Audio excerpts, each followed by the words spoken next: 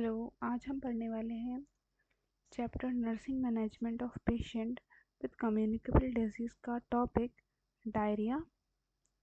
Basically आज हम diarrhoea topic पढ़ेंगे। तो डायरिया में हमें क्या क्या पढ़ना है, हमें इसकी डेफिनेशन पढ़नी है, हमें कॉजेज़ पढ़ने हैं, हमें कॉजेज़ मतलब इटियोलॉजी पढ़नी है, क्लिनिकल मैनिफेस्टेशन मतलब साइन एंड सिम्टम्स पढ़ने हैं, पैथोफिजियोलॉजी पढ़नी है, diagnosis, treatment and nutrition advancement पढ़ने हैं।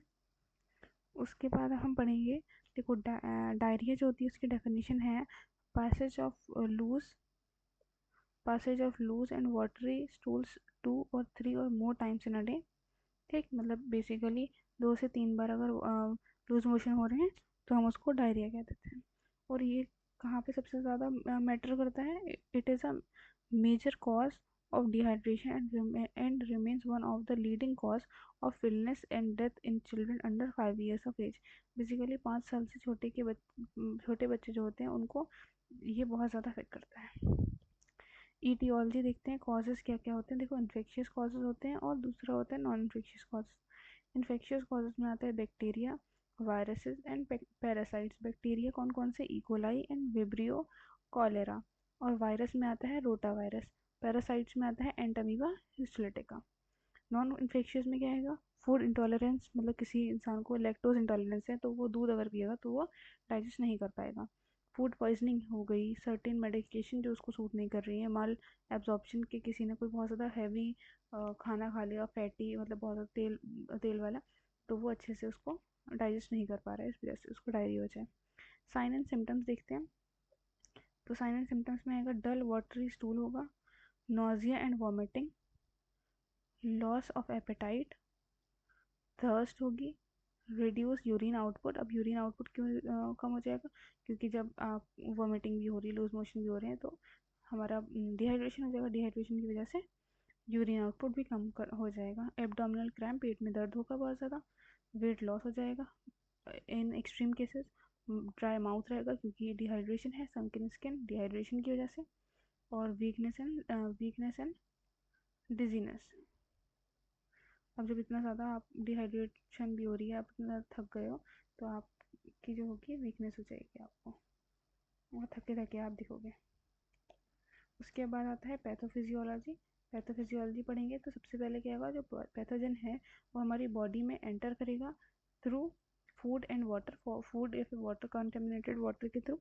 उसके बाद क्या होगा, पैथोजन जो होगा डैमेज करेगा हमारे इंटेस्टाइनल म्यूकोसा का। इंटेस्टाइन की जो म्यूकोसा है उसको डैमेज करेगा। उसके बाद आएगा वाटर एंड इलेक्ट्रोलाइट। जो वाटर और इलेक्ट्रोलाइट सिक्रीट हो रहे हैं इनटू द इंटेस्टाइन, वो क्या होंगे, वो उसका एब्जॉर्प्शन जो है कम रह जाएगा, मतलब एब्जॉर्ब नहीं हो पाएंगे सही से। तो क्या होगा, एक्सेस फ्लूइड जो होगा हमारे पेट के अंदर इंटेस्टाइन में जमा होने लगेगा। और क्या होगा, इसकी वजह से हमारा जो स्टूल है वो वाटरी हो जाएगा। तो क्या है, इंटेस्टाइन प्रोड्यूसेस वाटरी स्टूल। इसको हम क्या कहेंगे, इसको हम कहेंगे डायरिया। ठीक है। अब हम आते हैं नेक्स्ट, देखते हैं क्या है डायग्नोस्टिक एवेल्युएशन। क्या क्या चीज़ें हम करवाएंगे इसके डायग्नोस के लिए कि डायरिया है या नहीं। हिस्ट्री कलेक्शन, मतलब फ्रीक्वेंसी पता करना, रीसेंट फूड क्या खाया था, ये सारी चीज़ें पता करना। Assessment of dehydration, skin turgor हो जाएगी, म्यूकस मेम्ब्रेन जो होगी वो, उस पर इफेक्ट होगा, आई पे, कैपिलरी रीफिल और वाइटल साइंस जो है थोड़ा बहुत अनस्टेबल आएंगे। स्टूल एग्जामिनेशन होगा, सीबीसी करवाया जाएगा और serum electrolytes. Next is nutrition management. जो छोटा बच्चा है, बहुत छोटा बच्चा है, तो उसको ब्रेस्ट फीडिंग जो है फ्रिक्वेंटली करवानी ही है, नहीं तो वो बहुत ज़्यादा डिहाइड्रेट हो जाएगा।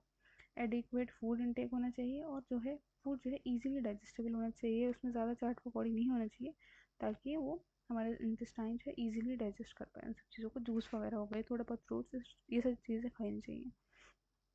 प्रॉपर सैनिटेशन होना चाहिए।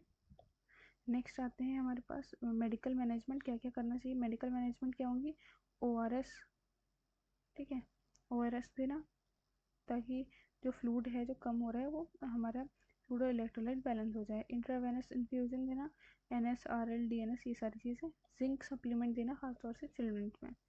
और आते हैं एंटीबायोटिक्स। एंटीबायोटिक्स इसमें बैक्टीरियल इन्फेक्शन कॉज जो हुआ है उससे कोप अप करने के लिए। और एंटी एमेटिक्स मतलब वॉमिटिंग से बचने के लिए, अगर किसी को वॉमिटिंग आ रही है तो उसको एंटी एमेटिक दे देंगे। बेसिकली यही हमारा पूरा डायरिया है। अगर आपने इतना पढ़ लिया तो आपके इस टॉपिक में full out of full marks आ सकते हैं, फुल मार्क्स आएंगे बेसिकली। और आप अच्छे से इसको पढ़िएगा। Thank you.